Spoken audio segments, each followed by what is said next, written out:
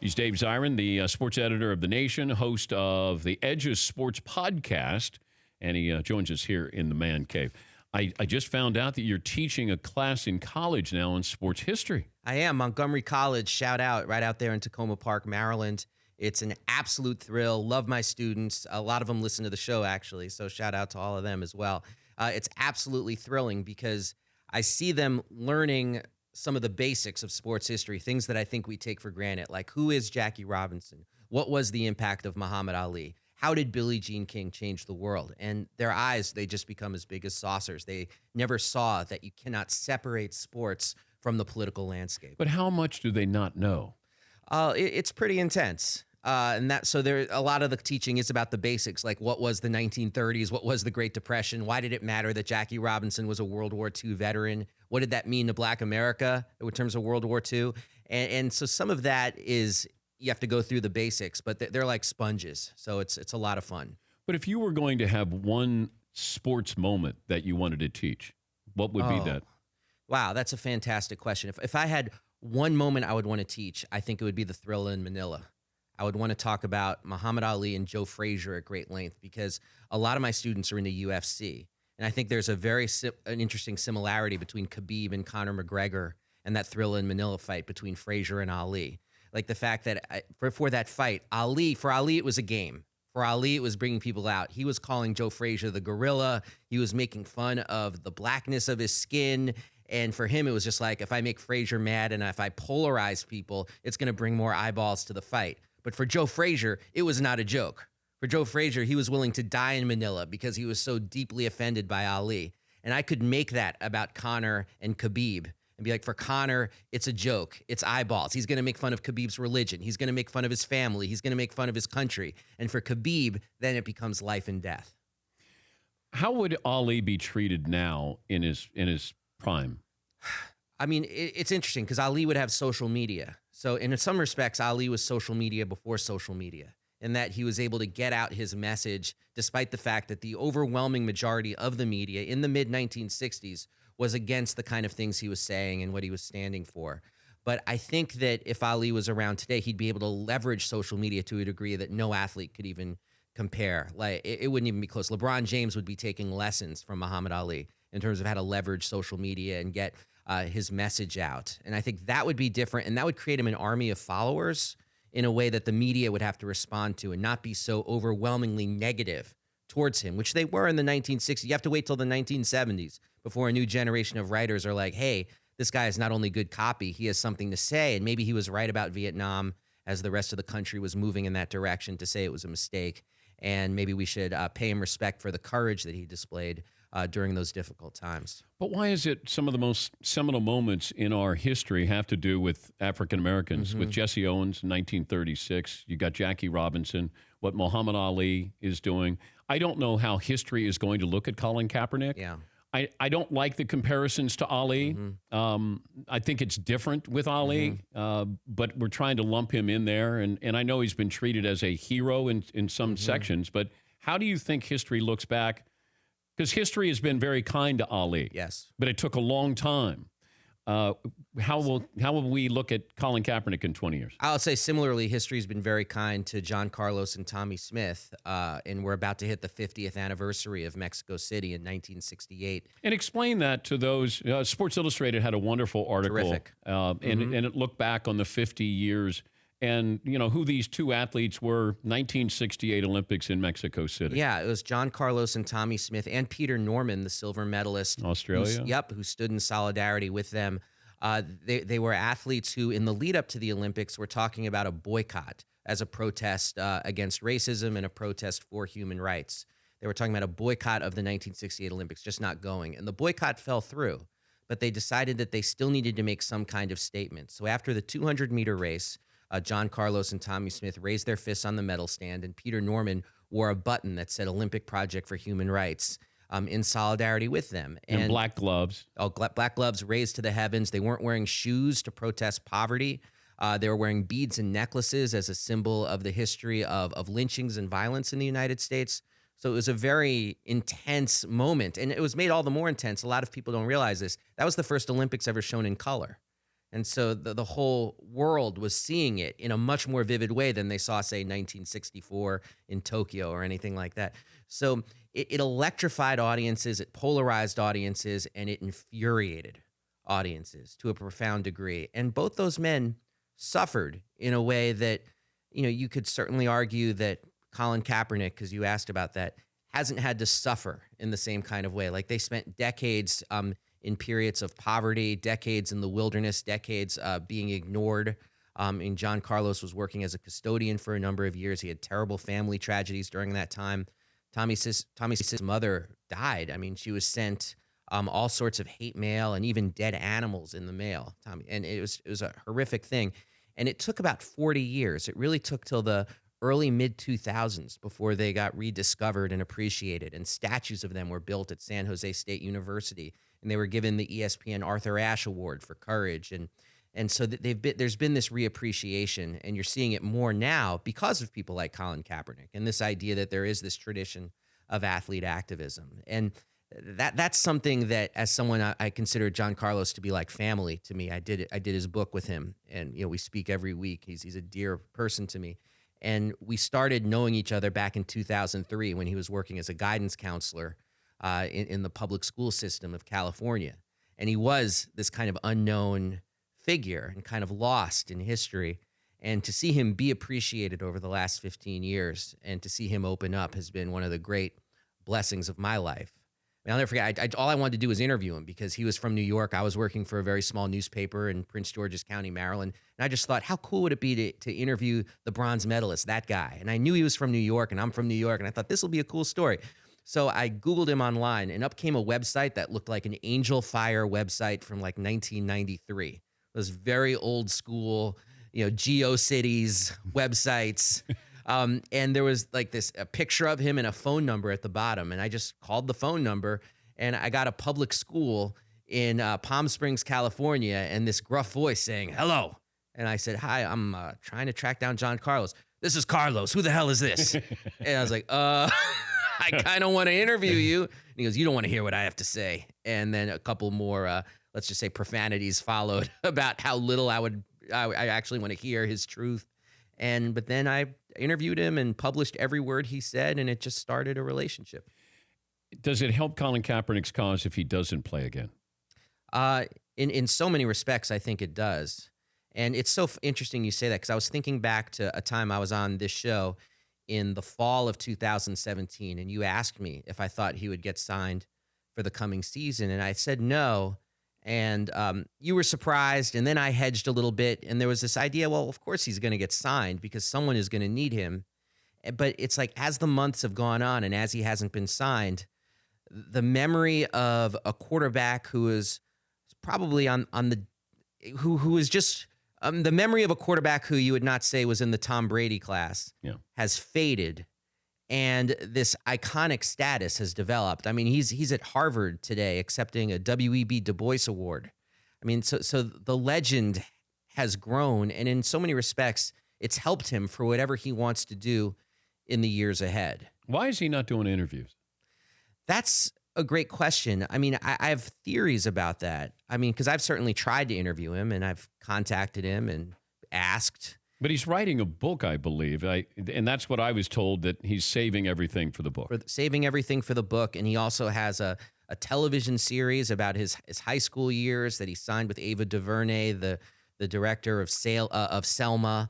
And so I think that there's this idea that from him and the people around him, that the mystique and symbolism of him matters more than anything he has to say. That's what they've kind of figured out. And it's hard to disagree with them, because it's almost like the less he says, the more curious people are about him. I mean, he did this thing for GQ magazine where he was named their, I think, like sports person of the year in some respects. And he didn't do an interview with him. He was just a pictorial, and other people wrote essays about his meaning to them. And it's savvy in a way that I think it's almost like the anti-Ali. It's Sphinxian almost, where the less he says, the more you're curious about what he wants to say. He's the Mona Lisa smile of activist athletes. We're talking to Dave Zirin. He is the sports editor of The Nation and host of the Edges Sports podcast. 10 years from now, if you're still teaching this class, what would you teach your students about LeBron James? I would say that you can't understand the way the fundamental landscape of sports and politics has shifted without understanding LeBron James for two reasons. The first is that LeBron James was the first great athlete to realize that the goal is not to be as pleasant to as many people as possible and as non-threatening to as many people as possible. But in this social media landscape, you can actually create more buzz by getting about 3/4 of the people to love you and 1/4 of the people to not like you, but to talk about you all the time. That it's one of those, as long as they spell your name right. He was really the first athlete since Ali to get that right. The second thing I would teach them is that LeBron James created a shield for an entire generation of athletes to speak out. Because if LeBron James, the most famous athlete in the United States, could do it, then they could do it too. And the last thing I would teach them is, if you want to understand the shift from what I would consider the Jordan era to the LeBron era, it starts with him getting the entire Miami Heat team to wear hoodies back in 2012 and take that photograph. I mean, this is 4 years before Kaepernick. And to take a photograph in solidarity with Trayvon Martin in Florida. And that if you don't understand that image, which was a viral image when we were only first talking about Twitter and viral images, then you can't understand anything that followed. So I think LeBron James is actually that important, that you can't understand an era of what's taking place off the court without understanding LeBron James. And now that he's in Los Angeles and he's even moving on to becoming like mogul/basketball player, and from what I hear, every time he walks into a studio or a production room in Hollywood, he leaves with money. He leaves with another deal, another documentary idea, another show idea. I mean, the guy is cleaning up in Hollywood like nobody since D.W. Griffith. And I think this in and of itself is going to burnish his legend. And so we don't even know what his legacy is going to be at this point. Do you think Jordan would have been capable of this? Like, is he wired to do what? If I gave him a mulligan and said, you know what, you could be playing in today's generation. You know, I honestly don't think so. I mean, I think he would be revered for his play. But the idea of being this outspoken person on social media, this idea of feeling like he needs to say something when there's a social cause that's risen to the occasion, I don't think he's wired that way. And he's done interviews where he's spoken about why he's not wired that way and speaks of himself in terms of being a post-civil rights athlete and growing up in this stable home in Wilmington, North Carolina, and just not feeling that in the same kind of way that he may say that other people expected him to feel that. And so, I mean, there are athletes today, certainly. There's legions of them who don't speak out and still believe in the actually, this goes back to people like Joe Louis and Althea Gibson, like people who said, our play is going to do the talking. And that in and of itself is our contribution to the broader society. I truly think that that's the camp Jordan would be in. It's just hard to imagine. I mean, maybe it would be different. Everyone's a product of their times, but it's just hard to figure. I think he'd be the Aaron Judge of basketball. But also, when you look at Michael Jordan, there was so much privacy, too. Yes. And people didn't write about things that they would be writing about now with today's athletes. And I think that, you know, I just can't see Jordan wanting to share more of himself, whereas LeBron sort of grew up in this. Mm-hmm. Today's athlete grows up in this and just says, oh, it's commonplace that I share pictures and I share, you know, everything about my life on and off the field, on and off the court. Yeah, they're growing up now with this idea that they're on camera 24 hours a day and that they need to document what they're doing 24 hours a day. And this is part of not just how you function in society, but also how you build a brand, those magic 3 words that every athlete gets put in their head as soon as they enter the league. And I think for Jordan, it's like he was willing to let the companies build the brand for him. I can't imagine him saying, I'm going to build my own brand through social media and basically give it away for free. And as opposed to getting paid by Hanes, by Ballpark Franks, and by Nike to be able to build this brand for me. If I gave you a chance to interview any athlete in history, just one. From a particular time, I mean, this is going to sound very basic, but I'll go with 2 then, so I'm not so basic. Because the basic answer would be Muhammad Ali in 1968, when he's banned from boxing, when he's doing a series of lectures on the college circuit. And I would love just to speak to him about how he was feeling being that alone, but also immersed in the world. Okay. And then the other person I'd like to talk to is Paul Robeson in the 1920s, when he was an absolute football star at Was Rutgers. he the first black star in the NFL or the first black player in the NFL? Yeah, no, it's interesting because the NFL, it had players like Paul Robeson and Charles Folis and Fritz Pollard, the great Fritz Pollard in the 1920s. And it was an integrated league. And it doesn't segregate until like 1933 at the behest of George Preston Marshall, the owner of the Washington football team and the last team to integrate in the NFL. And then it integrates again, 1946, 1947, with players like Woody Strode and Kenny Washington, and the great Marion Motley and Bill Willis with Paul Brown in Cleveland. And so there's this, by the way, I'm teaching my students this stuff, and their eyes just like, they love it. I'm sorry, I love this stuff, so I think they love this stuff too. But Paul Robeson was such a star, and he helped integrate the team at Rutgers, and he was a terrific player, and he was abused by his own teammates until he proved himself physically. Was that the last time Rutgers was good?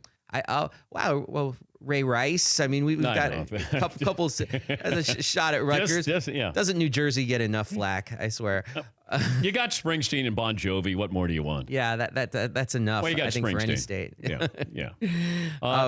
Yeah. So I would talk to Paul Robeson. What about you, Dan? Who would you interview? Any athlete in history? I think Babe Ruth. Oh wow. To understand the magnitude of, because it was word of mouth that it was he was this larger than life figure. Did he know it? How big a celebrity was he? What was he like off the field? Did his teammates like him? Just, his whole background, where he came from. Was he he was an orphan? Like, just, there was a lot that went into who he was, what he was all about. But to be that great in that time when you're reading newspapers and the power of reading about this mythological figure. Like Babe Ruth. I thought Babe Ruth was 6'4", 230. Yeah. I believe Rich Aurelia of the Giants was the same size as Babe Ruth. So 5'11", 215 was what Babe Ruth was. Wow. But you think of these guys like Jack Nicklaus. The first time I met Jack, I went, oh my God, he's like 5'10". Yeah. Because you grow up listening or reading, and then you see, and then I thought, oh my God, he's got to be huge. And then you realize he wasn't. So Babe, sort of the same way. I'd love to know just that impact and how big of a celebrity he really was. The great book just came out by Jane Levy. Yeah, I got it behind me. Yeah, got it behind me. I started it. It's terrific. She wrote the great Mickey Mantle biography as well. She wrote Sandy Koufax too, didn't she? That's right. Yeah, the great Jane Levy. We gotta say. Well done. And the Babe Ruth one is fascinating because then you also look at people like Grantland Rice and how they created that myth and that generation of sports writers and what it was about Ruth that was so charismatic to them. Well, you were able to do it, and to gain access, you had to be nice. Like the writers were your friends, and they weren't. There wasn't. I mean, Babe couldn't survive now. No. That social media. Oh God, no. Can you imagine Babe Ruth with social media? It would make us people like Tristan Thompson look tame. I'll just say that. Would Babe date a Kardashian? Without question. Maybe multiple Kardashians. Probably two. And, Kris Jenner. In some respects, maybe he was made for these times. We always learn. You always make us smarter, Dave. We appreciate your time, and thanks for coming through. It's such a thrill. I geek out when I'm here. I love it. One of these days, you got to take inventory here of the man cave. I would love to do an article on the man cave. You should come in and just peruse. Soak it up. You need to ask questions. I can explain. If you could take one thing out of the man cave. That's a great question. I have so many possibilities. I like the picture of you throwing out the first pitch in a St. Louis Cardinals uniform. I would take that. First of all, because the motion's fantastic. I mean, you look like a young Rick Ankiel. Rick Ankiel. A right-handed Rick Ankiel. Yes. And I got it over the plate. Oh, amazing. Yeah, I couldn't hit like him. Lance Armstrong's yellow jersey over there. A great possibility. That would be on the list for sure. He said he had a pile of those. He just said, I got a pile of them. Hopefully deodorized. Yeah. No, I didn't mind that. Landon Donovan's jersey, that was not deodorized. That wasn't washed. My favorite is the Peyton Manning, Ryan Leaf jersey. So if Leaf had been drafted by the Colts, they made a jersey for him. Really? So we have that one over there, one of a kind, and Ryan Leaf signed it for us. Wow. That's the one that usually people go, wait, Ryan Leaf played for the Colts? Yeah. No, he didn't. But that's how divided they were in that no matter what they tell you, they were divided on taking Ryan Leaf and Peyton Manning. Ryan Beyond Belief was Chris Berman's nickname for him. Hey, great to see you. Thank you again. He's Dave Zirin, sports editor of The Nation, the host of Edge of Sports podcast. For more Dan Patrick Show, tune to Audience Channel 239 on DirecTV or download the Dan Patrick Show app.